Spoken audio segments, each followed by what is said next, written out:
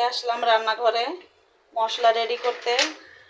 সেদিন যখন মশলার কৌটাগুলি ধুইছি তখন দেখি সবগুলি মশলার ডিব্বা খালি, সব কিছু তো হালকা পাতলা মশলা আছে।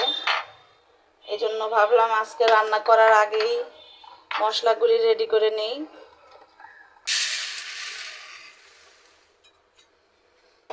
তো সবগুলি জিরা ভাজা হয়ে গেছে, এখন গরম আছে, একটু ঠান্ডা হলে তারপরে ব্লেন্ডার করে নিব।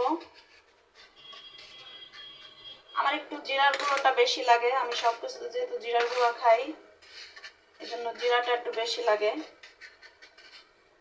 ঠান্ডা হোক তারপরে ব্লেন্ডার করি।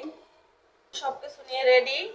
আর এই যে দারচিনিগুলি নিয়ে নিলাম, এখন ব্লেন্ডার করে নেব।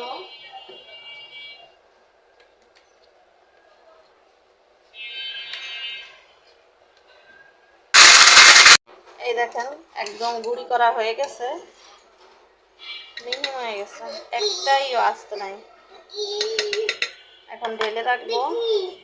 এটা মশলা কেন গুঁড়ি করে ফেলছি? যে তোমার জন্য চিকেন রান্না করতে হয়।